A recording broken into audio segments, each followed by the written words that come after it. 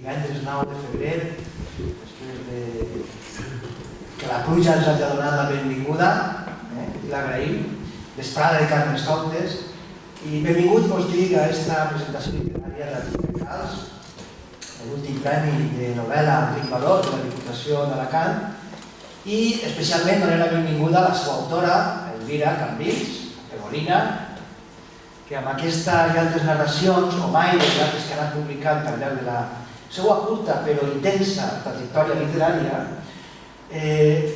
és conegut per molts i acceptat que ha esdevingut una de les veus narratives més interessants del panorama actual de les lletres valencianes. No ho dic jo sols, sinó també el jurat que la va premiar en el passat premi, que va quedar fascinat. I molts altres crítics literaris que han estat escrivint d'ací d'allà i coincidim en que jo quasi que m'atreviria a dir que una de les veus més potents per la seva vindicació, per la seva reivindicació i pel seu paper com a feminista lluitadora del primer terç del segle XXI. Cosa poca broma.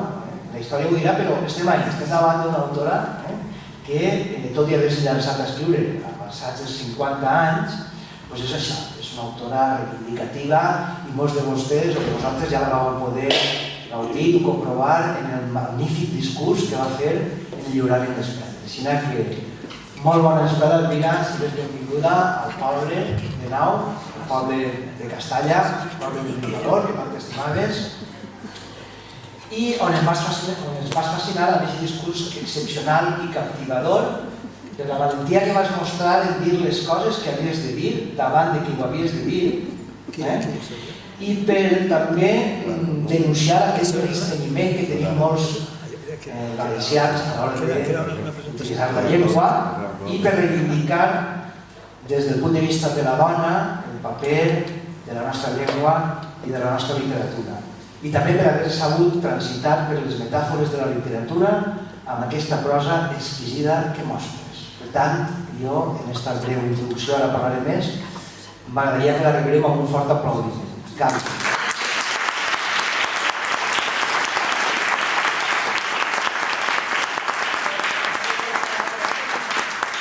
Vaig fer un resum ràpid del que és, si no ho heu descobert ja, Argila i Calç. Argila i Calç és una novel·la que entrellaça dues històries personals en una doble dimensió narrativa, podem contar-ho, no farem massa spoiler, però com que sé que hi ha un grupet d'una tertúlia narrativa o literària que l'heu llegit i molta gent també, doncs sense fer spoiler sí que m'agradaria fer 4 pinzellades. És una doble història entrellaçada entre dues vides de dues dones protagonistes com són Amina Jodan i Blanca Miralles. Amina Jodan, que és una immigrant que fa més de 5.000 quilòmetres durant 3 anys per fugir d'un país africà, i Blanca Miralles, que és la veu desdoblada de la pròpia Elvira Cambrils a través d'un personatge literari que recorda o que homenatja a Beatriu Sivena, també que ens ho contarà.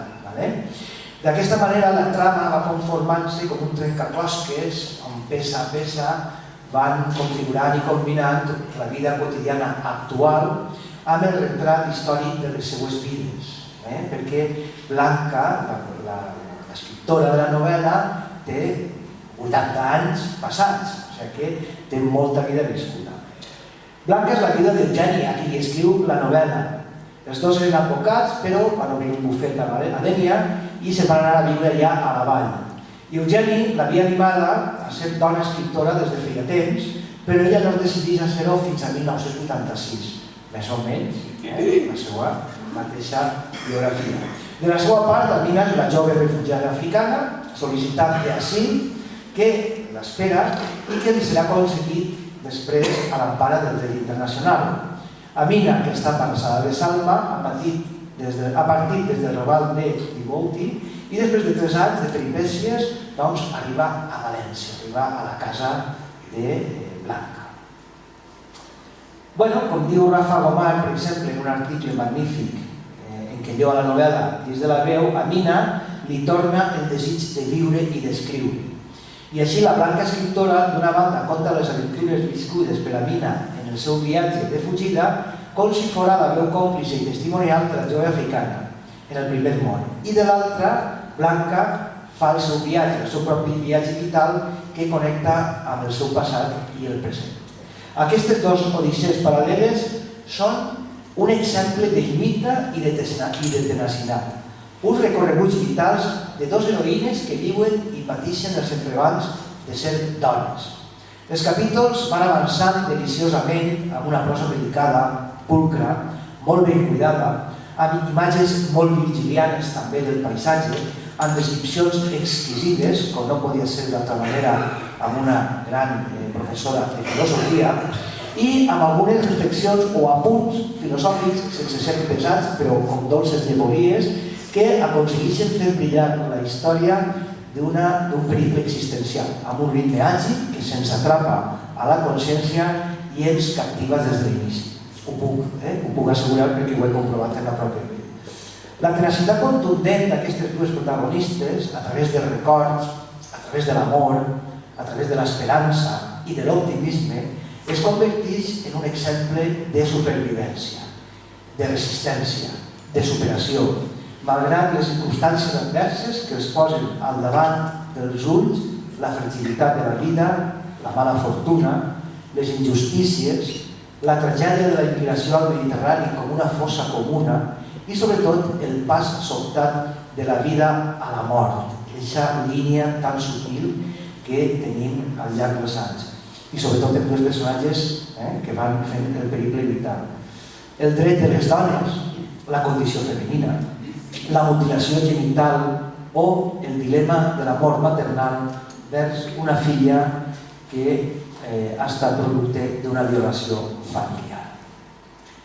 A més, des del punt de vista de la llengua, la novel·la és una dolçor i té una intenció clara. Blanca, la veu literària de la mateixa autora, reivindica d'altres escriptores valencianes contemporànies com ara Beatriu Ribera, Maria Benito, Maria Ibars o la mateixa Carmelina Sánchez Cutillas, en una clara voluntat de lloar la consciència lingüística dels valencians, de denunciar la precarietat cultural que patim des de les institucions, i ara, últimament, més encara, i de fer veure que la nostra llengua és moderna i que, com apuntava el mestre Enric Valor, el nostre idioma és avui com qualsevol altre idioma europeu, ben viu i capaç de fer excel·lent literatura, perquè, i deia el mestre Valor, els 452 pobles de parla valenciana no l'han deixat mai de parlar i han tingut un lèxic molt més important que es creuen.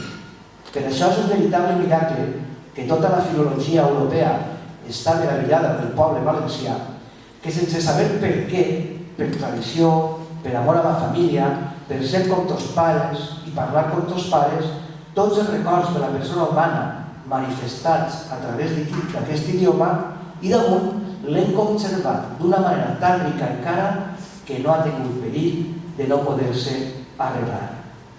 Argila i calç és això, un llenguatge ric, directe, flexible, amb una prosa elegant, acolorida, que narra la vistoritat dels paisatges, la claror, la pau de la vida agrícola i la quotidianitat de la banda.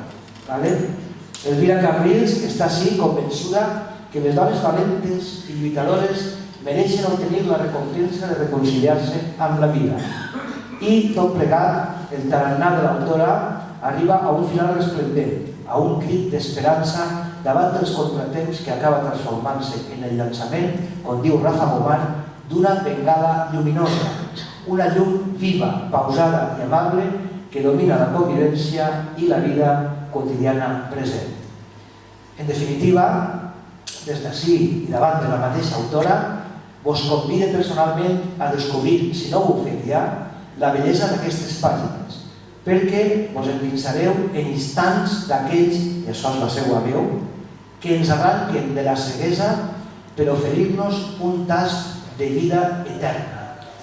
Perquè a través de la seva lletra vos emocionareu amb un esclat de llum que s'endú la fosca. Ben mirat, les novel·les són això, ens donen vides de propina. I tal com es pregunta Elvira, de què ens serveix la literatura si no és per entendre's una mica, per a fer de la saviesa companya de la vida? Però vaja, cedirem la paraula a la pròpia Elvira perquè siga ella la que ens en parli i ens ho expliqui. Gràcies.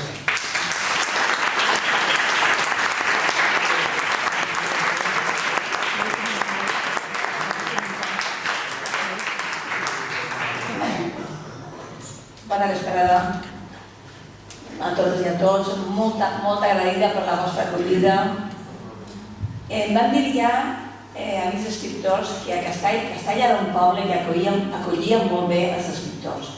Diu, ja veuràs, he anat a molts llocs, crec que era Guixartuso, que m'ho però com a Castalla cap. Quan vaig vindre així a rebre el premi, ja li vaig dir, efectivament, ha sigut una acollida fantàstica.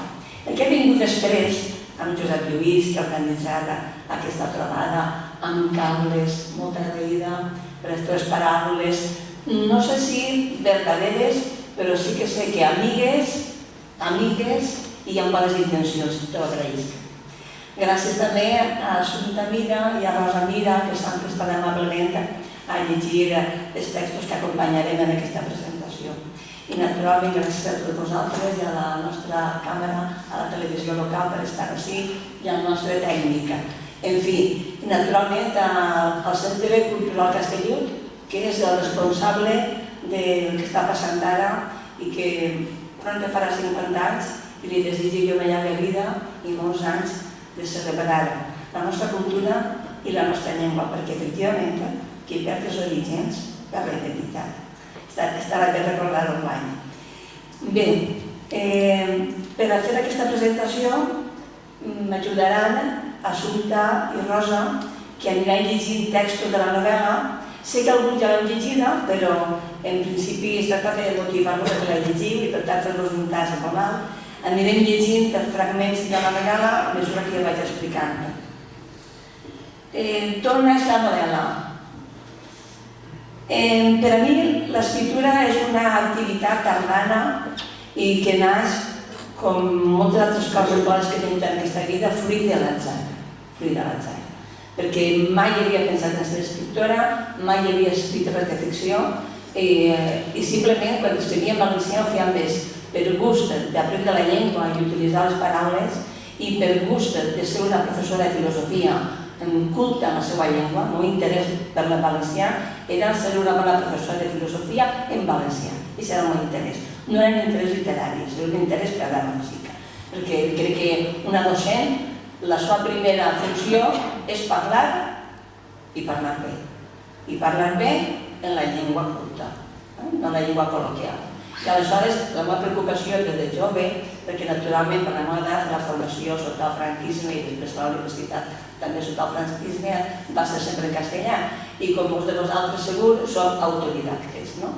Doncs la meva motivació per començar a fer literatura naix de la manera tardana, però començo a fer alguns relats de ficció i ràpidament caic en un enamorament total. Allò m'apassiona. Els que escriviu ho sabeu. És que comences ahir a crear un món, comences ahir a plasmar personatges, a donar vida, crear realitats i el sents tan poderosa, és un poder tremendo. El sents creadora de situacions, de mons, de realitats. Ho fas a la teva manera i això acaba subjugant-te. Primer van ser les històries, però després ha sigut la mateixa llengua. La llengua, com s'articula, com vas combinant-la, com genera una música. I la nostra llengua, el valencià, té una melodia preciosa, que si saps unir-la correctament, ixen unes melodies que t'encanten. I això és el que ha acabat subjugant-me a mi. El fet de poder escriure una frase, un paràgraf, una pàgina que siga bonic. La bellesa m'ha subjugat, la bellesa literària. El Gil·les Camps va vindre ja fa alguns anys, el 2017. I va vindre com a conseqüència d'un rum-rum que tenia per dins de mi. Fa uns anys, anteriors al 2017, vaig formar part d'un jurat literari dels Premis Beatriu Sivera de la ciutat de València. I en aquell moment, quan em van nomenar el jurat, vaig saber que existia Beatriu Sivera. Perquè jo no sabia que existia Beatriu Sivera, ni que havia escrit 9 novel·les en valencià, ni que havia sigut la primera novel·lista en valencià i que romania tan oculta. Allò em va sobtar, com anteriorment m'havia sobtat altres coses, per exemple, que desconeguera a Maria Campils, jo que era una dona feminista, una dona de certa cultura, i també vaig originar una novel·la, que és El vet de l'aigua. El descobriment de Beatriu Sivera em va commocionar. Com és possible? En quin món vivim? En quina realitat vivim? Quina història ens conten? Què se'ns oculta? En quin relat volen que visquem, no? I bé, a partir d'ahir em vaig interessar per ella, vaig començar a saber d'ella, vaig llegir una novel·la que vaig poder aconseguir i Beatriu Sivera va quedar ahir com a una figura que havia de rescatar en algun moment. Quan vaig començar en l'Argila i Calç, un interès era el de rescatar a Beatriu Sivera, com abans havia fet en Maria Campils. Però hi havia una altra motivació forta, que era la tragèdia, el drama de la migració i la gran fossa comuna de la Mediterrània, que no para, ni ha de parar. Podem tapar-nos els ulls, podem mirar cap a l'altre costat, podem declarar-nos víctimes, podem fer el que vulguem, però això ha de continuar. I la responsabilitat jo crec que és dels governs, sí, però els governs no estan ahí baixant els cels, els governs es posa algun. I per tant jo crec que és la consciència ciutadana la que tindrà que dir alguna cosa ahí.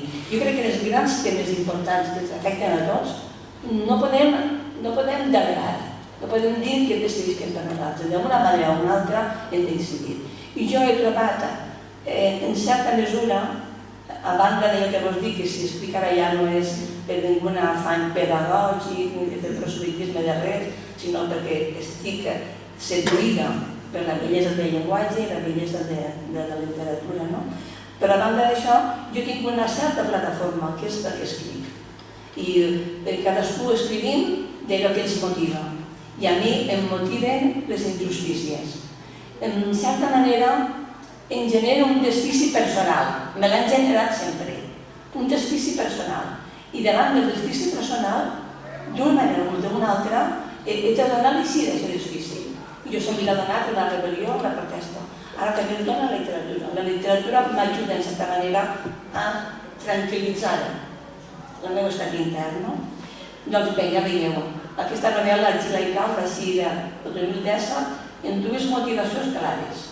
Una, parlar del drama de la migració, per tal de fer-lo, donar-li cara, donar-li cos, perquè malauradament les notícies ens acaben acostumant als drames i el drama deixa de ser drama. El primer dia que ve un xiquet mort a Gaza ens esborronem i no podem dinar, però quan ja portem 3 mesos, quan ja portem un any, veiem com moren els xiquets, és que continuem dinant tan tranquil·lament i forma part del nostre paisatge.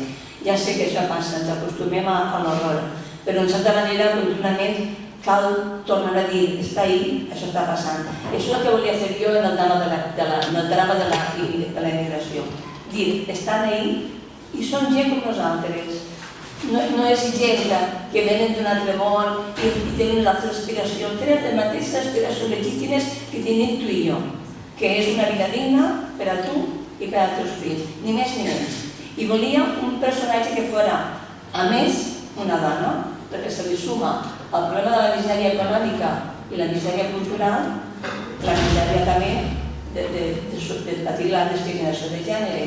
I volia saber, era també una curiositat personal meva, com s'ho fa aquesta gent per a vindre de Djibouti, allà a la banya d'Àfrica, o d'Etiòpia, o de Mali, o de Sudan. Com s'ho fa per arribar així? És que jo no comprenc, jo com ho faria? Si nosaltres en diners, avions i tot ens seria difícil, una gent sense recursos, sense diners, perquè naturalment no emigren els rics, emigren els que no tenen recursos, com s'ho fan? I també aquesta era la curiositat per a mi, voler saber, posar-me en la pell. La literatura el permet, a mi quan escric i vosaltres quan ho llegim, posar-nos en la pell de l'altre, perquè passem per on passa l'altre, patim el que passa l'altre, veiem el que veu l'altre. I això, com dia Descartes, és regalar-te una altra vida. Pots tindre una vida de propina, més una vida de propina. I això és el que volia fer. Bé, és una novel·la, com ja veureu, fragmentària. Una novel·la collage. Una novel·la confegida a base d'escenes que van combinant. Les escenes d'una de les protagonistes, que és una dona anciana, Blanca Miralles, escriptora, ara ja és vídua, viu ahir a la vall de la Guard, que és una de les valls de la Marina, i pateix la soledat, que es pateix a la bellesa, i en un moment en què ja no espera res de la vida, té una oportunitat de ser feliç. I aquesta oportunitat de ser feliç li arriba gràcies a la seva generositat. És la generositat d'Amina de Blanca, que dona tot a una nouvinguda desconeguda, la que se li torna en felicitat i alegria de viure, que és en definitiva el que tots aspirem, més enllà d'altres coses. Parla, per tant, d'aquesta dona, del seu present a la vall, però parla també del viatge d'Amina, perquè Blanca Miralles és escriptora i vol mostrar el viatge d'Amina, i vol que els altres vegin per on ha passat Amina. Li diu, m'has d'ajudar, perquè si tu no m'ajudes jo no podré comptar, i si jo no compte seràs un número, i un número és un 0 a l'esquerra, no és res, s'ofega i no passa res. Però quan s'ofega la persona, quan s'ofega el meu fill, el meu germà, el meu pare, el meu amic, sí que passa una tragèdia terrible, no? Però hem de fer això, que tu siguis la germana, l'amiga, perquè quan la gent veja el que passa ahir, se senta commoguda, no? A banda de la història d'Amina i el present de Blanca mentre s'escriu la novel·la, tenim també la història de Blanca, perquè ella havia deixat d'escriure ja en enviudar, havia perdut la il·lusió per l'escriptura i ara l'ha recuperada gràcies a la xicona. I va també contar-nos a poc a poc la seva vida. Com dia Carles, són dos odissees. La de Blanca Miralles, una dona anciana, escriptora en la etapa final de la seva vida, i Amina Juran, una jove, adolescent quasi, necessitada de suport. La història d'Argila i Calç, el títol, Argila i Calç, fa referència a les dues protagonistes. És una metàfora del llibre. L'argila és un element molt dèbil, molt feble, que per si mateix no resisteix els embats del temps, de l'oratge, es destrueix. La calç, per la seva part, és un element sòlid i fort, però ella soles és incapaç de construir res. Però, si unim l'argila i la calç, podem fer néixer grans civilitzacions. Aquesta és la idea del títol. Blanca seria la calç, la fortalesa, la dona culta, hereua de la il·lustració, hereua de la cultura europea, dels drets humans, la feminista, la alliberada, la que gaudix del sexe. Mentre que Amina és la desheretada de la terra, la que no té herència cultural, la que no té drets reconeguts, la que ni sap que hi ha feminisme i la que, a més, està mutilada genitalment, és a dir, pel pol oposat. Amb dues per separat no podem fer res ja. Amina per la seva fragilitat, perquè és una dona anciana, els seus fills estan lluny i no té il·lusió en la vida. Se li acaba la il·lusió. I Amina per les circumstàncies tan greus que la rodegen, no? Però juntes són capaces de construir una nova civilització, una nova aventura. Crec que aquí Europa està molt necessitada de la saba jove que ve d'altres continents, del continent africà o del continent asiàtic. Crec que reconèixer el nostre mestissatge humà, la humanitat que som, la humanitat no som races, la humanitat som un gran mestissatge, barreja de segles i segles i segles de poblar la terra. I aquest nou mestissatge, que és el que està naixent, si se sap conduir i organitzar de manera convenient, i ahir ja entrem en la responsabilitat no sols dels governs, sinó també la nostra personal, podem aspirar a un futur per a la humanitat. Però si no sabem gestionar-ho, no tenim futur. Passa com el tema de les cultures i les llengües. Si no sabem respectar les cultures, si no sabem respectar i estimar les llengües, no tenim futur. Si no sabem estimar la terra, i respectar-la no tenim futur. I bueno, podem fer el que vulguem, però ser simples i tancar els ulls i acaixar el cap, doncs això crec que no és propi de persones com cal. Bé, jo crec que ja podríem anar presentant a Blanca en un text d'Argila i Calç on parla de la solitud que sent i que es llegirà Assumpta. No esperaba tanta soledad, todo y saber que ocurriría, a pesar de esperarla. Jordi a València, Enric a Brussel·les i Helena a Barcelona. Així dins em feia mal, dins de dins, en un racó amagat perquè ni jo mateixa pogués sentir-ho. Blanca, quina alegria, una xiqueta per a la bellesa, va dir ma mare. Què vols dir? Que els meus fills m'abandonaran quan sigui vella?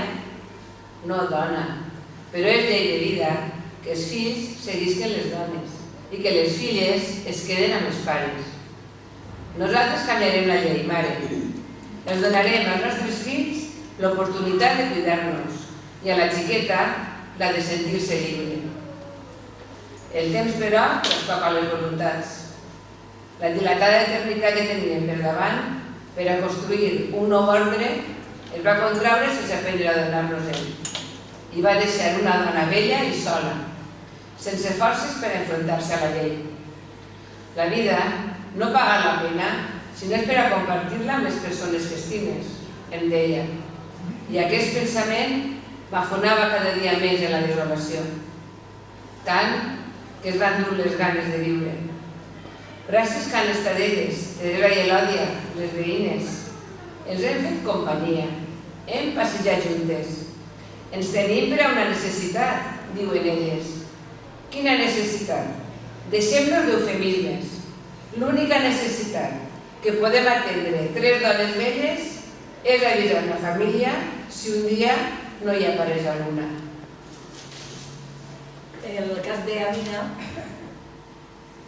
cas d'Amina, ella arriba a la vall per una sèrie d'atzars, perquè ella és de Djibouti de manera desesperada, conforme pot, i va passant per diferents situacions conforme la van portant per l'atzar, no? I també arribarà a la vall de la Mar per l'atzar. Amina és una xicona inficulada que és la mutilació genital més bàrbara des que existeix, que és l'extirpació completa dels llavis, del clítoris, absolutament tot. Per deixar un orifici per a poder orinar. I bé, ella arriba a la vall i damunt arriba amb una criatura que sobre la marxa ja sabreu com ha vingut aquesta criatura i ahir es troba en Blanca que l'acollirà i serà la seva salvació. Rosa llegirà un text d'Amina que parla justament de la fugida quan ix de Djibouti una nit mentre els pares del pare dormen. Les casetes de Tomons del Rabat de Djibouti dormen. Amina i Amdos es munyen pels carrers polsosos de la ciutat com dues ombres fugitives. La seva presència espanta els rats que es barallen per les deixalles d'un monacre de fems. Maulen atemorits i ixen corrents. Els gossos esquàdils planten les orelles. Amina se ve en silenci les passes d'Amdo, amb el cap cot, i la mirada fita en l'ombra mòbil que projecta la lluna blanca. Ara sí, ara allà, i arriben errors des d'una finestra. I el riure fluix dels consumidors de carn estirats al voltant de la pàl·lida resplendor de la llum del fanal de querosè, com animalons arrossegant-se pel fang. Són pares rumers dels animalons que s'arrosseguen pel fang cada nit. Les pedres del terra li diuen: no alces la vista, camina, vés-te'n d'ací. Els carrers esdevenen carrerons i les cares es perden. Amina no mira enrere. Embolcada per la nit, camina i camina i camina, sense descans, com un habitant més de la planura deserta. La lluna brillant somriu al cel. indiferent a les penalitats de la terra. Ha d'arribar a la destinació abans que clareja. Sap que el mocador roig amb què es cobreix el rostre no és suficient per a protegir-la. Ni la futa d'home, ni la camisa, robades del cofre de la mare. Tampoc el pacte amb l'autor. A l'alba entrelluca una mar pàl·lida entre les roques de la casa. Amb els primers rajos daurats, l'adolescent de cabells arrissats d'argila, que s'oculta rere el mocador roig i la fusta, creu que els ulls l'enganyen, que no pot resistir tanta bellesa enmig del no-res. Per a mi ha sigut gratificant poder transitar per tota l'Àfrica que no conec en absolut, no? Perquè per escriure, naturalment, abans d'escriure has d'estar-hi, o físicament, o imaginar-ho. Jo, com que físicament no conec Àfrica, he estat imaginant tota l'estona, i per imaginar-la m'he hagut de documentar molt. També volia que el viatge fos versemblant, que fos un viatge que se poguera creure, que no diguereu, perquè clar, en tota la ficció hi ha un pacte de ficció entre l'escriptora i la lectora i els lectors. Si en algun moment deixeu de creure el que jo vos dic, doncs ja la novel·la perdrà tot l'interès, no? Per tant, dins d'aquest pacte de ficció entre la versemblança, jo havia fet un recorregut que semblara real. I per això vaig fer servir molt el Google Earth i el Google Maps, i mirar carreteres, i mirar deserts, i afortunadament escriure avui dia és molt fàcil, perquè entres ahir a la xarxa i el trobes youtubers, i el trobes pel·lícules, i el trobes de tot, no? Per exemple, jo tampoc he estat mai a Egipte, i si l'he llegida veu que sembla que hagi estat a Egipte, però és que he estat a Egipte, la imaginació és fàcil avui dia. El món avui dia té pocs misteris, tenia misteris en aquests viatges del segle passat o a inici de l'altre, quan començaven a recórrer el món, però avui dia quasi des de casa pots córrer tot sense cap misteri, no? Que li lleva molt d'encant al viatge i fins a cert punt el favorit, però bueno. En aquest pas va arribar a Derna. Derna és una ciutat de Líbia que jo quan escrivia la novel·la tampoc la coneixia de res, més que d'informació de la xarxa, però malauradament va haver, este octubre crec que va ser, va haver unes pluges torrencials d'aquestes que ocorren ara, i Derna va ser objecte de càmeres televisives durant molt de temps. I jo recordo que la mirava perquè no l'havia vist encara. A Derna transcorre l'escena que ara ens llegirà de nou Rosa, que és quan en aquest trajecte que fa des de Djibouti passant per Egipte fins a arribar a Líbia, està ahí esperant embarcar-se per anar a Europa. La pols de Derna ennuvola l'horitzó. Els enderrocs dels edificis, rosegats per les bombes i la metralla s'amunteguen al volat dels carrers. La guerra és lletja, brutícia, sang i horror. Ara la sang s'ha assecat i la gent reconstrueix les cases. Les rates s'amaguen entre les runes.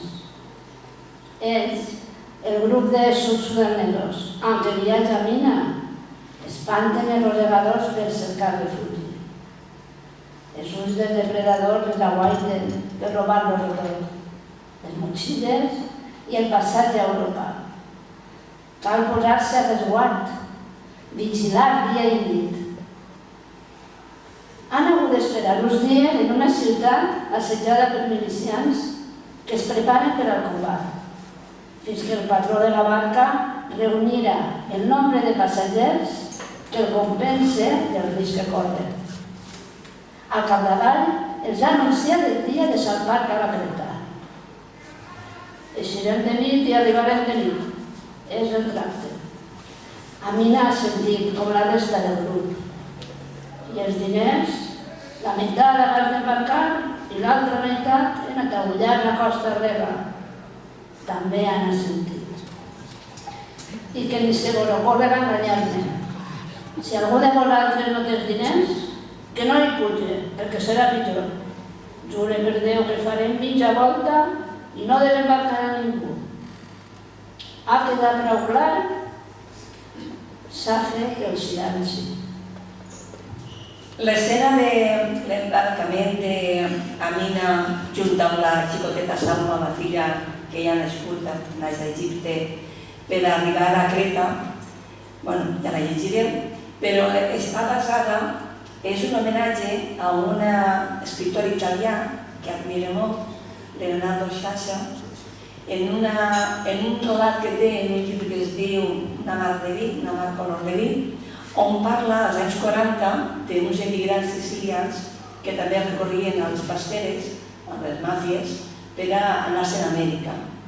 I bé, el que li passa a Mina i a la resta de la tripulació de la barca Saïssa és el mateix que va passar ara a aquells emigrants sicilians dels anys 40. Passa el temps, les misèries i les màfies continuen. Això continua, sempre és la mateixa història. Perquè vegem un poc el recorregut d'Amina des de Djibouti, allà a la Banya d'Àfrica, fins a la Vall de la Mar, hem preparat un vídeo amb imatges de tot el recorregut. També al final del llibre teniu un mapa perquè va ser l'idea de l'editor, però va aparèixer a mi que efectivament calia, perquè quan tu no estàs familiaritzat i la història no es conta de manera lineal, sinó que avança i retrocedeix, per que el lector no es perda, te'n vas al mapa i dius, bueno, on estem ara? Sudan, aquí, on estem ara, no? A Derna. Veiem la idea? Són 3 anys de Destornem. Conta, musa, aquella jove de gran coratge que va difícil errar després de fugir de la casa sagrada. Els deserts, pobles i ciutats va conèixer. Molts dolors va patir per el gran mar en el seu ànim, fent-li guanyar la costa europea. Màfies, centres d'internament i males persones se n'aprofitaren d'elles. La compassió i l'amor la salvaren. Parla'ns ell, filla de Zeus, des d'on vulgues, també a nosaltres. Parla'ns d'Amina.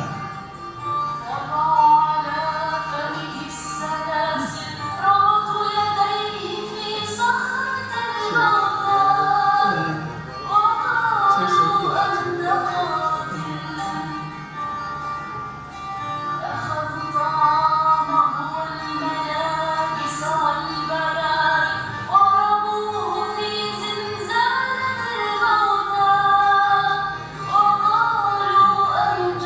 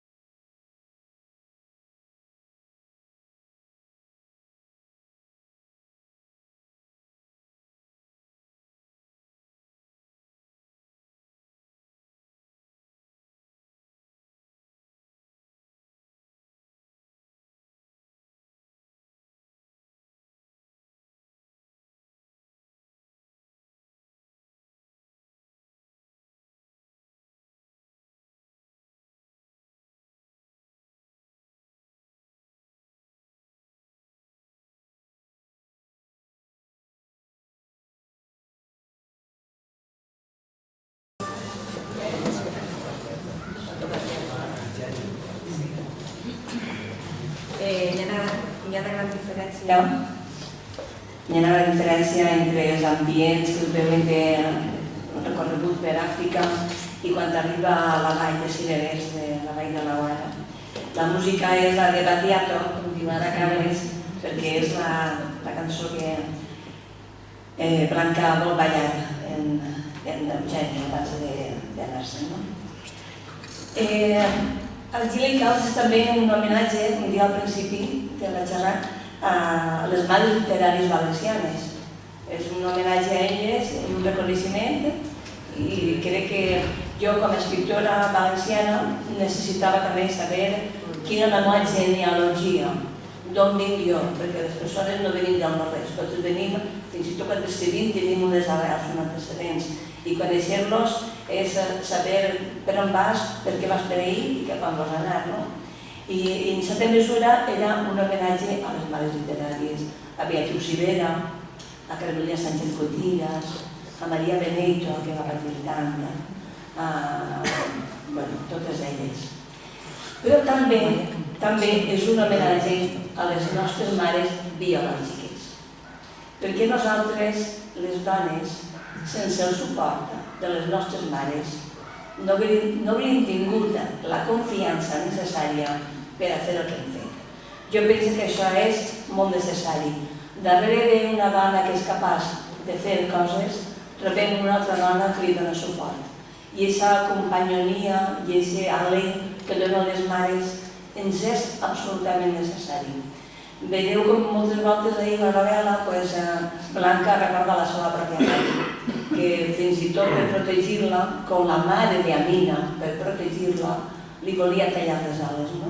Però malgrat tot, Amina també s'estima la seva mare i Blanca s'estima la seva.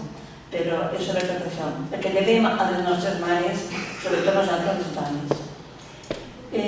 Assumpta ens llegirà un text on Blanca parla de la seva relació amb l'Horrat Penat. L'Horrat Penat, a part de ser el que és a l'actualitat, una organització secessionista, va ser capdavantera en la reivindicació de la llengua i la cultura valenciana en temps de la dictadura franquista, quan estava absolutament prohibida la llengua i la cultura valenciana. L'Horrat Penat van iniciar la tasca de recuperació i continuació de la nostra cultura i la nostra llengua, de llarga tradició i rica tradició. I després, per històries que alguns podrà contar, entre les quals estan l'enveja i la rivalitat, com diu Fuster, ha hagut ahir uns canvis. Com ho diuen? Al costat del geni se va obrir una València fascinant. Les ànsies de llibertat, atrapades entre els ferros del pont de Cullera, en un desig per abastar la mar, prenien cos. Es materialitzaven en forma d'organització cultural. Es podia fer molt pel poble valencià, malgrat la rotunda voluntat del dictador per condenar-lo a mort. Vivia una aventura apassionadament perillosa. La passió per l'escriptura em va apropar a l'Horrat Penat i al secte intel·lectual valencià que sobrevivia a la repressió franquista, entre els quals es trobaven Beatriu Rivera, Carles Salvador, Enric Valor i Manuel Sánchez Bornet. Dona, escriptura i valencianisme casaven molt malament, sobretot si eres febrina i guapa, com en el cas de Maria Benito, sempre a un pas de la reprovació, o, pitjor encara, de la il·legalitat. 60 anys després, el matrimoni encara se'n ressent. El desembre de 1958 em van acceptar com a soci de l'Horrat Penat. Un mes després, amb el flamant 1959, Beatriu Rivera feia càrrec de la secció femenina de l'organització. No n'eren moltes les dones que ens interessaven per la cultura valenciana, i les que hi érem ens sentíem estranyes en una mar de fons que condenava la intel·ligència femenina, que ens considerava éssers amb desig d'aventures sentimentals. Patíem les conseqüències de la censura al feminisme de la República. Tanmateix, jo havia desafiat el franquisme en optar per l'advocacia i el continuaria desafiant com a escriptora valencianista. En el Gila i Calç també apareix la bellesa dels pobles menuts, la bellesa de la vida arrelada al medi, a la terra. Precisament utilitza un indret, un llogaret, un poble menut, com és l'últim, el de dalt, del Vall de la Vall de l'Aguant, com a mostra del que pot ser una vida més a la mesura de nosaltres, els humans. El nou món va per les grans ciutats, ja ho sabem, ja ho sabíem i continuarà anant. Però que el món vagi per un lloc no significa que nosaltres no puguem qüestionar-lo i reivindicar un altre tipus de vida més arrelada a la terra i més humanitzada. Nosaltres els humans som molt poqueta cosa i aquesta tan poqueta cosa es diluïx en aquestes monstruositats que són les grandíssimes ciutats actuals i que cada vegada seran més i més. En certa mesura, en les meves novel·les jo mostro la bellesa dels indrets menuts, de la terra, de les muntanyes, d'allò que forma part del paisatge, allò que és nostre, tan nostre com l'aire o com que respirem o com la llum solar, i que tanmateix el capitalisme que tot engol també se'l vol engolir. Ja s'ha engolit el sol, s'ha engolit l'aigua, que ja ha entrat en borsa l'aigua, com ara ja l'ha escassejat, ja la tenim en borsa, s'ha engolit el paisatge. També per a mi un tema que visc a la Marina Alta, que com tota la zona costanera, així que estem un poc més lliures de la depredació urbanística, però ja és una depredació brutal on l'únic que compta són els diners i els diners ràpids i el preu de la terra puja, els xales en construcció pugen, la demanda europea i internacional és brutal. Vivíem en una zona bona, una zona declarada per l'OMS de primera, perquè tenim bon clima, tenim bona temperatura, tenim una cultura estable, tenim democràcia, tenim drets, en fi, un paisatge bonic, una agricultura, tenim allò que a la gent li apeteix per a viure. No sé com quedarem ara en la sequera galopant que tenim i en el canvi climàtic, no sé, però és una zona molt demandada, tota aquella de la Marina Alta. I en uns pocs anys, sobretot a partir del 2000, en la febre urbanística que vosaltres ho sabeu també com jo, i en el desig de diners fàcils, rapidíssims, i amb la connivència descarada dels polítics, allò va ser un veneno a remedes. I també jo sobtava a mi, com la muntanya, que havia vist ma abuela, la meva bisabuela, els meus avantpassats des de la prehistòria, des que van instal·lar ahir, doncs ara de sobte, per la cobdícia i l'avarícia d'uns senyors depredadors, s'acabava la muntanya. Jo ja no tindria muntanya. La muntanya de qui és? Doncs sí, sembla que en el món capitalista en què vivim, tot és amo. La muntanya, el sol, l'aire i la mar, tot. Doncs bé, les meves novel·les sempre tracten de mostrar la bellesa d'aquests paisatges menuts, perquè jo crec que només allò que estimem ho preservem. I si no ho estimem, ens dona igual. Si desapareix, que desapareix. Si estimem la llengua, la preservarem. Si estimem el paisatge, el preservarem. Si estimem la cultura, la preservarem. Però si no ens importa, si ens dona igual, si ens diluïm en l'asèpsia global de que tot dona igual, doncs no preservarem res. També el Gilaicals, en aquest sentit, aporta el seu desig de reivindicar la vida dels pobles, no des de la ingenuïtat, perquè jo no soc ingènua, sinó des de la consciència que cal exigir a qui cal exigir, i són els polítics, o a les polítiques que es fan, que es pense en les zones rurals i en els pobles. Un últim tema del que vull parlar-vos un poc, perquè és important en la novel·la, és la importància cabdal que se li dona a la novel·la a la sexualitat femenina. Estic convençuda que les dones emancipades, feministes, les dones que gaudim de drets i que esperem una vida digna en companyia dels homes que ens respecten i els quals respectem, desitgen també una vida sexual plena. I això forma part de la nostra manera d'emancipar-nos. En certa mesura això ja ho vaig estudiar quan parlava de Maria Cambrils, en aquella novel·la El pes de l'aigua, i la seva relació de Maria Cambrils amb el matrimoni i la sexualitat. Maria Cambrils era una feminista socialista dels anys 20 del segle passat. I per a ella el feminisme consistia en tindre llibertat i capacitat d'elegir la parella en qui volies estar. Però ella, en relació al seu company, que va ser José Alarcón, mantenia una castedat i una fidelitat a prova de bomba. O sigui, no hi havia sacerdoci, no hi havia religió entremig d'aquesta unió, però hi havia una promesa i un vot de castedat i fidelitat, el que ho convertia quasi com una relació davant del Déu. És el feminisme de Maria Cambrils, el feminisme del segle XX, dels anys 20 del segle passat. Ara mateix jo crec que les dones necessitem ser plenament conscients que tot aquell pudor o tots aquells temes relacionats amb la sexualitat que se'ns ha negat per poc femení o tal, reivindicar-ho com que forma part de la nostra plenitud d'éssers humans. Jo me sé de dones, naturalment, però en el cas dels homes sempre ha estat més obert, han viscut relacions més lliures i ho han assumit amb més naturalitat. En el cas de les dones, no. I per això la meva Blanca, tot i ser una anciana, encara és capaç de gaudir del sexe. Perquè nosaltres som éssers sexuals. Naixem i morim amb aquesta capacitat. D'igual manera que som éssers racionals. Naixem amb la capacitat la desenvolupem i si l'Alzheimer o les malalties mentals no la lleven, acabem amb aquesta capacitat racional. Aleshores, renunciar al que som és inútil. Viure-ho en plenitud és el que ens fa persones, jo crec que més realitzades.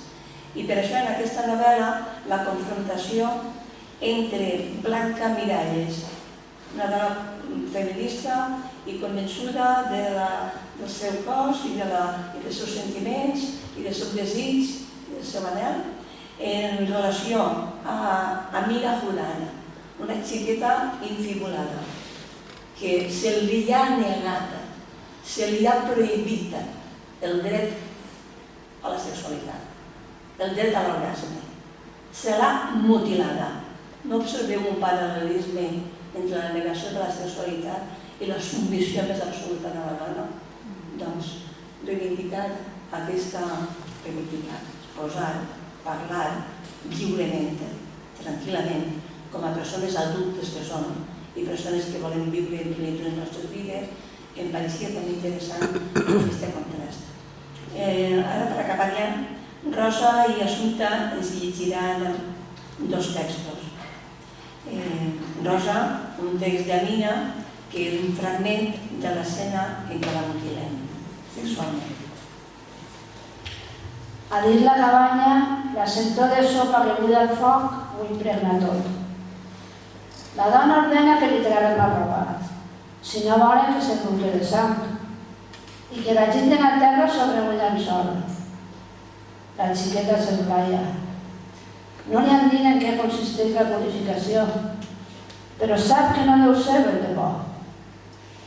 La mare no la mira.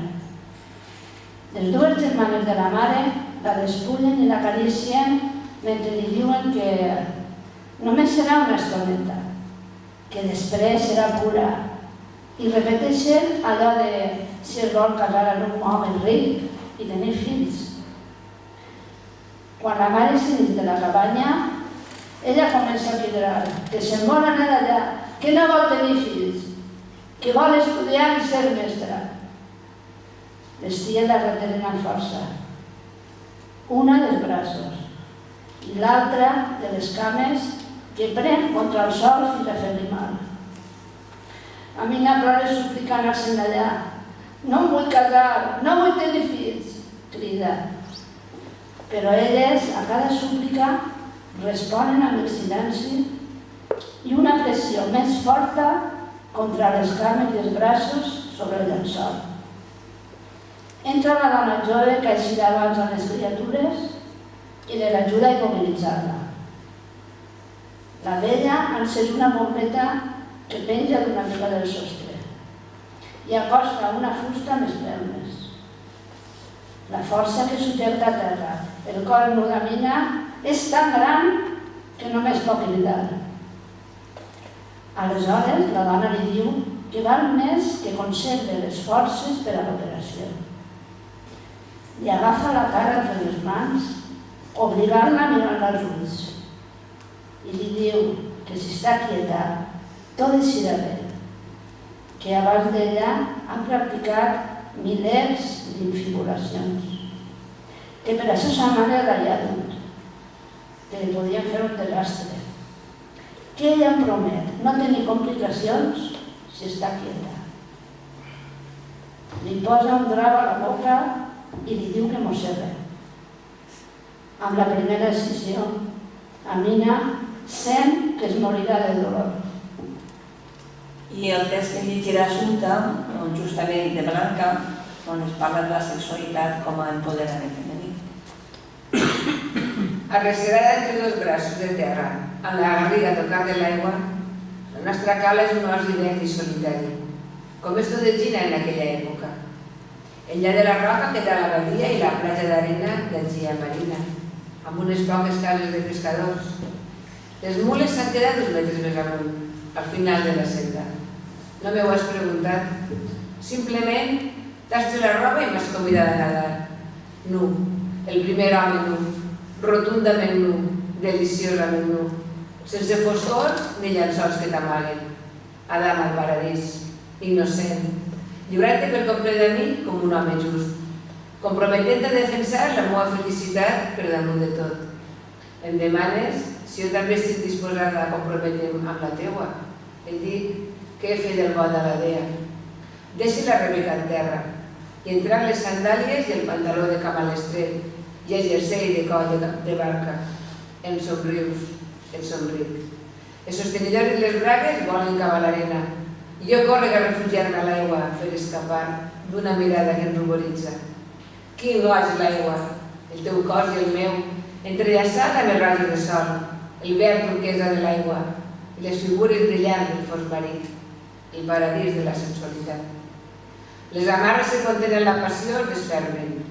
El món regressa al punt inicial dels cossos en erupció. M'arrepe a tu com Ulisses a la fusta i em deixa contagiar per sentiment religiós d'unió amb la divinitat o amb l'univers o amb el misteri. La unió que hi ha anhelada al temple de Fea. L'onada artiàstica es travessa de dalt a baix amb les sagetes de la creació. L'orgasme com a experiència mística, l'orgasme com a força vital, l'orgasme com a potència de l'esperit. Em sent una dona forta. Forta i molt estimada i poderosa. Jo crec que amb aquestes paraules podem donar per finalitzada l'exposició de l'obra i com sé que heu llegit ja en el grup de lectura de Cic Castalla, l'heu llegit allà, si voleu fer alguna pregunta, ara és el moment.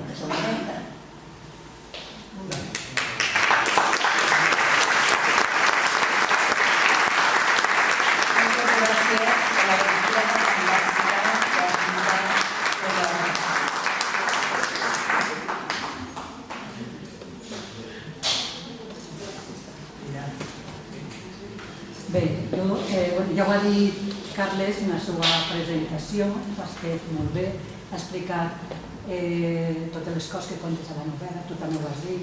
Jo simplement volia reforçar el que has dit tu de l'homenatge que fas a les nostres mares literàries i dir que és una poca vergonya que Carles va ser company meu de carrera, nosaltres vam fer Filologia Catalana a Salacant, el 95-96 vam acabar, i nosaltres no ens vam parlar de les nostres mares literàries, de que això fa no res.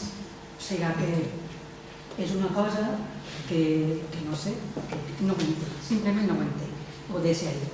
I després, això, m'ha encantat la teva novel·la, toques tots els aspectes, des de la immigració, la sexualitat, que m'agrada molt la relació sexual, no sexual com s'entén de sexualitat, altra classe de sexualitat, no? Entre la Amina i Blanca, no?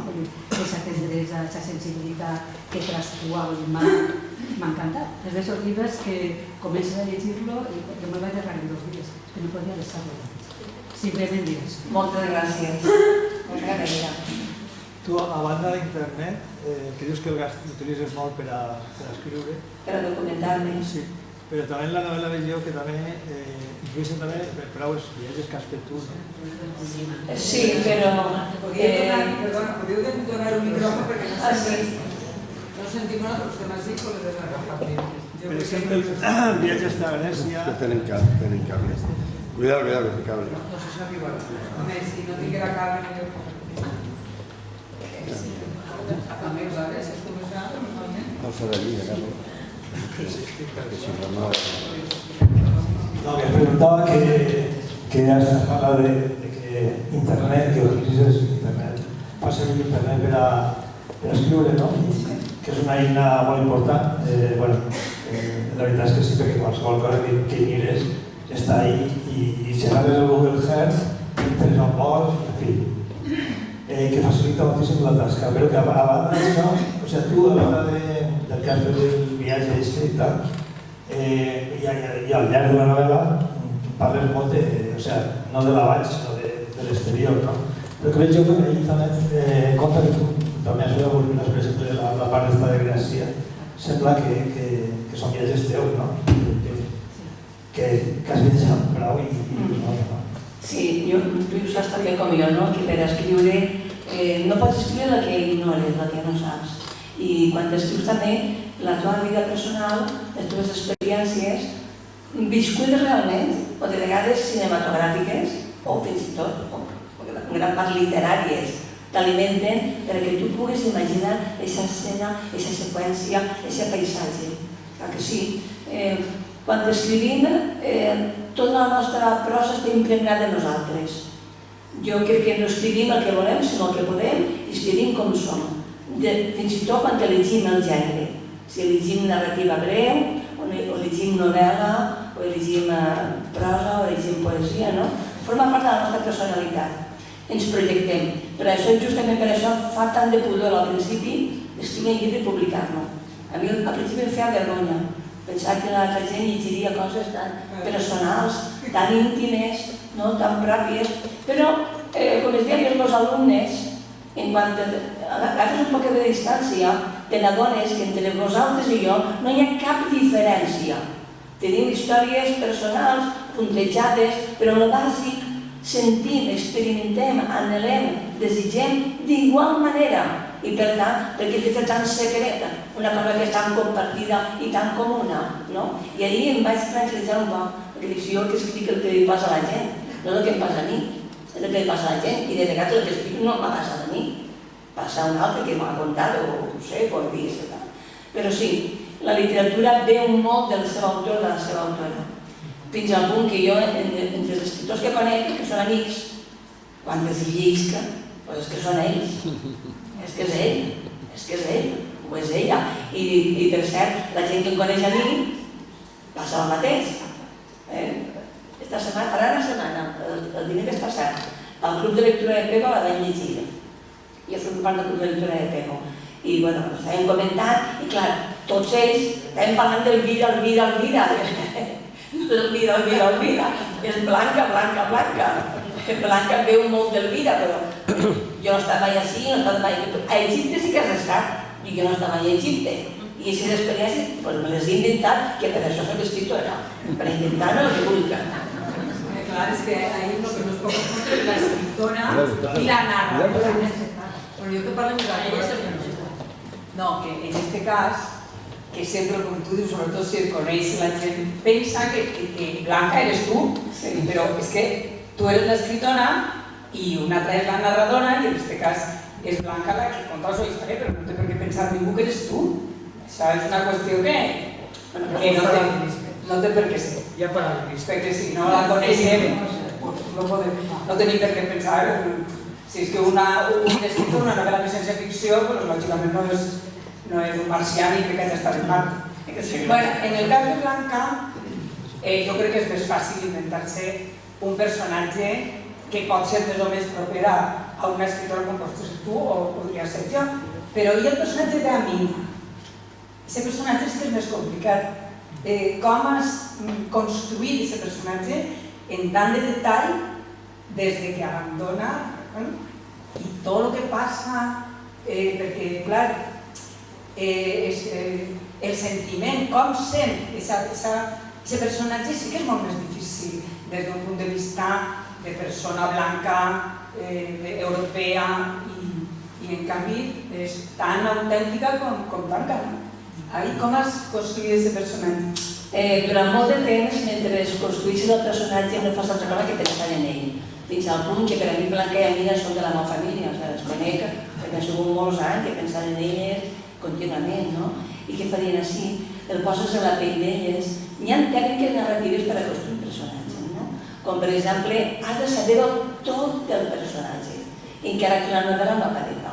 Doncs en qui aniria a sopar, per exemple, o en el cas de la Blanca, a quin partit polític votarà les eleccions, quines novel·les ha llegit, quins són els seus llocs de vacances preferits, quin mitjà li agrada, si en algun moment ha practicat la religió, quan deixa de practicar-la, parla idiomes, no parla idiomes. És a dir, has de construir una història de vida de cada personatge, que quan un és principiant, la història de vida del personatge tendís a abocar-lo a la novel·la, no? Tot el que seu digui, i això normalment mata la novel·la, no? Però s'ha de fer a banda. Jo tinc una història de vida de cada un dels personatges, dels més insignificants i dels més protagonistes, no? Perquè jo he de saber qui són ells i entrar. Es faig naturalment a la meva mesura, perquè tu ho faries d'una altra manera. Jo ho faig a la meva mesura, però jo entre dins d'ell. I en el cas d'Amina, en el cas de Blanca, efectivament no em va costar, perquè la diferència d'edat, ella és una generació per davant de la meva, però culturalment són iguals. I per tant és facilíssim, no? Jo també vaig dir en l'època del franquisme, era molt fàcil arribar a ella. I en el cas d'Amina és tot un esforç de reconstrucció, de pensar en la cultura djiboutiana, pensar en les dones que viuen ahir, com la vida social, la vida domèstica, les relacions amb les dones, quina és l'economia d'ahir, a quin liceu van les xiquetes, fins a quina edat. És anar situant de poc a poc i després situar-te en una persona com la jo que vaig ser jo, sempre i quan una persona que té inquietuds, que és intel·ligent, no és tan difícil, perquè els adolescents a tot arreu del món són igual. Ens diferencia la cultura i ens diferencien les perspectives de futur, el que aspirem, no? Perquè se'ns ensenya a que hem de renunciar a això o allò o a l'altre, o se'ns ensenya a ambicionar això o allò o l'altre, no? Tot el que avui o demà és el dia de la xiqueta a la ciència, una cosa així, no? Doncs avui o demà, doncs això, avui mateix, no? Se les ensenya, durant temps s'ensenyava a les xiquetes que podien ambicionar a ser astronautes. Avui una dona espanyola que és astronauta estava en un col·legi que va dir avui ensenyant a les xiquetes que es pot ser dona i astronauta. Bé, el referent de ser xiqueta no és el referent que tenim nosaltres quan no podies aspirar a res més que ama de casa i mare dels teus fills, no? Bé, és molt similar els sentiments i el que són l'essència de les persones. Allà, no l'essència, que no és el que és, els trets fonamentals que caracteritzen a les persones. I quan superes un poc la barrera de la cultura, el trobes amb una xiqueta com la que eres tu, amb un adolescent com la que eres tu. I t'imagines, si tu als 14 anys el que li passa a ella, com et sentiries? I t'imagines tu rebel, i t'imagines tu me n'he d'anar així, i ja comences a pensar de quina manera. Naturalment em va costar més de construir, i de fet vaig començar la novel·la el 2017. La vaig deixar un any després, quan ja tenia el trajecte d'Amina ja el tenia fet, la que estava construïda, perquè no trobava el to narratiu d'Amina. El de Blanca la vaig trobar en un punt, la teva narrativa, que és quan comences a escriure i dius és ella, és ella, és ella. O quan t'escrius i dius és que no és, que t'apareix aquella, és que tal, i has de trobar la teva narrativa adequada. I la d'Amina em va costar molt. I saps com al final, em vaig deixar la novel·la, ja vaig deixar, em vaig anar a llegir una altra història, vaig fer una altra novel·la, vaig dir l'aire, entremig, vaig escriure l'aire, vaig divertir d'aquelles dones, i quan vaig acabar l'aire i tota la promoció i tot, vaig tornar a Estri, que és una llàstima perquè m'agradaria escriure aquesta història, però és que no hi sia. I vaig provar a fer d'Amina que tinguera el pensament animista propi de les cultures africanes. El fos un poc barrejat en tot l'entorn, la matèria inert de vida, els ocells tenen vida. I quan me la vaig imaginar a ella dins d'aquest món, ja li vaig agarrar un to narratiu. I ja va ser fàcil seguir-li el to. Però sí, em va costar més de construir. Com més s'allunya el personatge de nosaltres, més costa de construir. I la cultura. I la cultura, clar, i la cultura. Ara mateix estic començant una altra novel·la i vull que siguin personatges que s'allunyen de mi. Lluny de mi. És difícil, És difícil, perquè no hi volta que ens parlen de tu. És difícil. És difícil. No per la meva vida, perquè al final sempre parla de la mateix, parla d'una altra cosa. Però és difícil, això.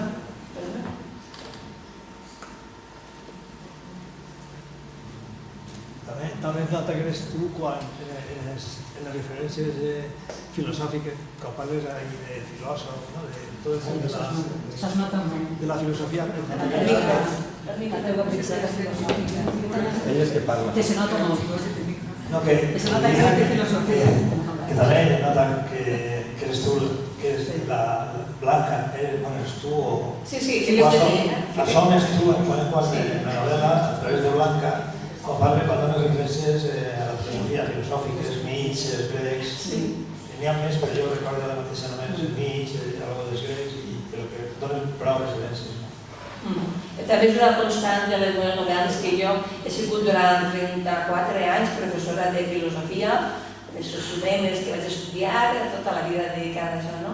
I clar, això soma. A banda que jo vaig ser una professora de filosofia conversa, és a dir, aquelles que creuen en el que fan, que crec que la filosofia ens ajuda a tindre més capacitat crítica, a fer el món amb nosaltres ulls, i també m'ha ajudat molt com a escriptora, perquè també l'escriptora se situa a l'altre costat de l'esperit, ha de mirar-ho des d'altra perspectiva, no mirar la vida quotidiana com estàs acostumada a veure-la, sinó afrontar-la de manera crítica, mirant el que té darrere. Per això parlo d'aquesta manera quan parlo de la sensualitat o parlo de la immigració, perquè m'he dedicat tota una vida a qüestionar els valors que a mi m'havien donat, i arribes a les conclusions que t'han estat enganyant o contant històries que tu no t'interessen, i que vivim una vida i aquesta vida la vivim a la nostra manera, no la manera de qui siga, I, bueno, aquest esperit crític, aquesta actitud crítica de qüestionar la realitat, de mirar l'altra cara, de mirar com és, de veure diferents perspectives,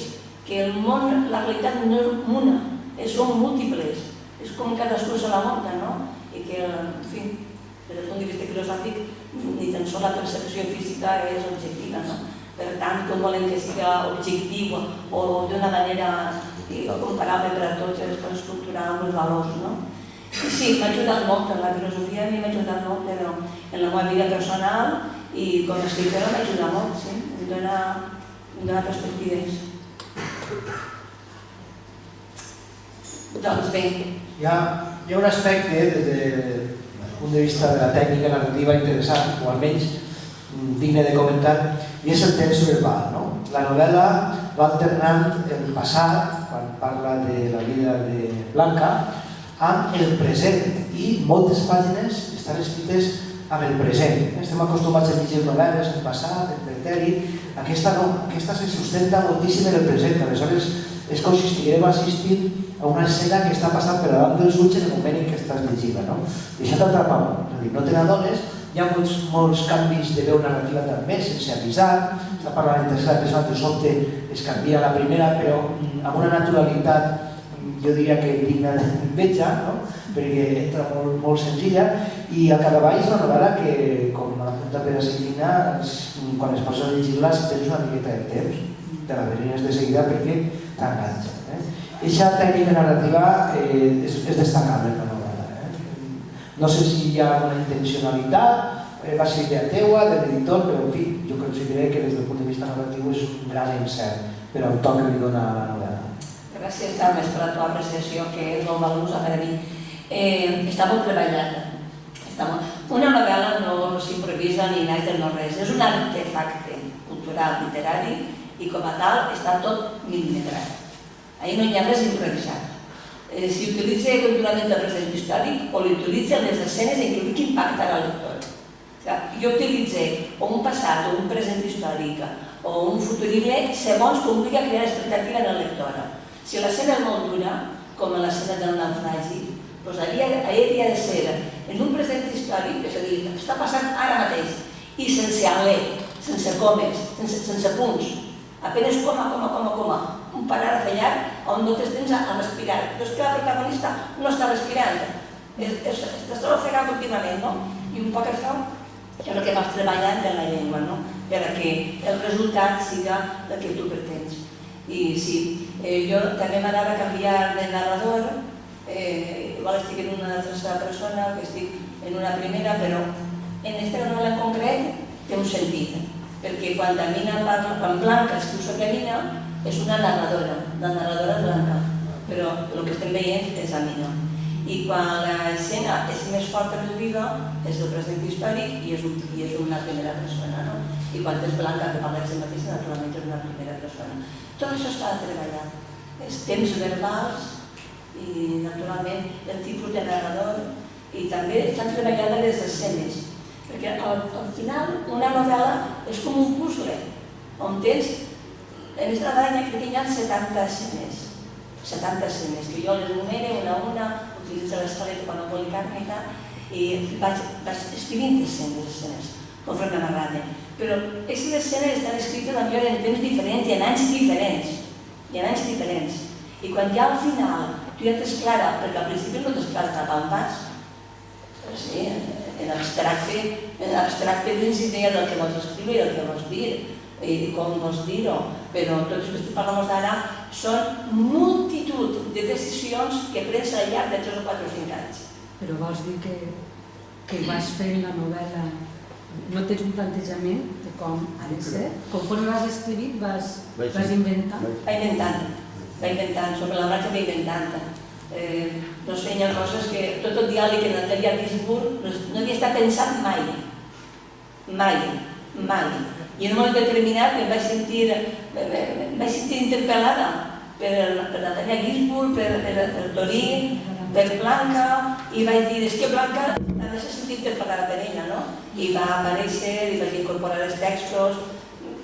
Les novel·les s'acaben quan dius, ja té la llargària suficient de les pàgines que correspon i trobo que ja he dit el que volia dir, no? Però jo improviso molt. Tinc una idea, però no tinc ahir un guió de què vaig a fer, primer, segon, tercer. A més, jo no faig novel·les mai lineals, sinó que sempre baralla molt el present i el futur, perquè la vida tampoc no és lineal. Tenim la sensació que el temps és lineal perquè necessitem morir. Però la nostra vida i les nostres experiències i les nostres vivències són molt de flashbacks. Allò ens porta així, ens portarà allà, i ara que procedim i avançant, no? Pues tot això.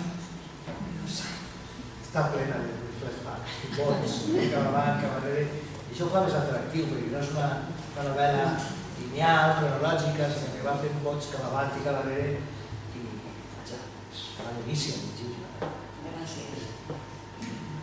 Jo com a lectora, com a primera lectora de la meva novel·la, jo procuro que cada paràgraf que s'escriu, que cada capítol, cada escena que s'escriu, jo me la llisqui de volta i que a mi em sona bé, perquè sé que això acabarà en la ment vostra i serà un to que anirà passant. I ha de passar fluid. Si s'entrebanca, ja no va, ja no funciona. S'ha de passar fluid.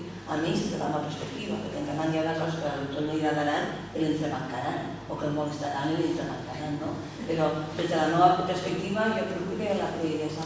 Amb això vull dir-vos, això és un ofici, jo m'he adonat a poc, i aquest ofici s'ha de fer bé, sobretot pel respecte que vos mereixeu. Perquè va destinat a un públic, va llegir una gent que no té per què perdre el seu temps en tu, i si tu vols que perdin el seu temps generosament en tu, dona-los el millor que tu pugues. Jo ja no sé si de més qualitat o més qualitat, però del que estic convençut és que jo faig el millor que sé. Fins a l'últim dia que em diu l'editor que ja s'ha acabat, que ja t'ho pot quedar així, i tu no canvis la paraula, per favor, que paraula no fem, canvis la paraula. I així anem. Bueno, ha sigut un plaer tindre un públic tan atent com el de Castalla. Molt agraïda.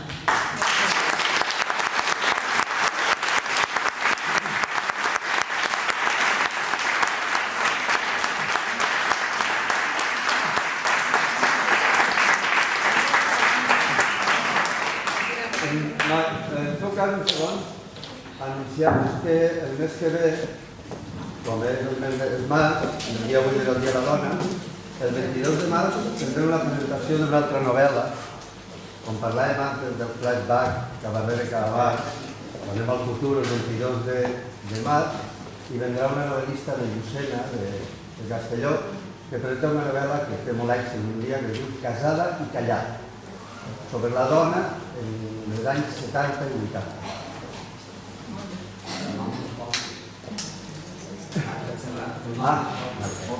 I parlar de la vida de la dona en el món rural dels anys 70 i 80. I abans, al final de mes, tenim una xerrada sobre el nom dels pobles, de Castalla, de Lli, de Pi, de Llar, etc.